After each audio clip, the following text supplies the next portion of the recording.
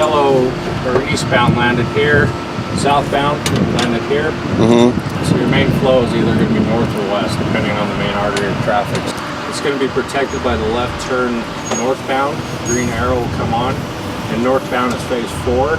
I-5 will be protected by the left turns for northbound.